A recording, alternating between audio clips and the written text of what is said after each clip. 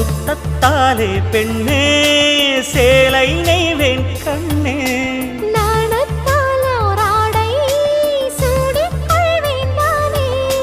பாயாகும் அடி சொல்லாதே பஞ்சண புதையல் ரகசியமே சாய்ந்தாடும் சங்கில் துளி பட்டாலும் முத்தாகிடும் முத்துண்டே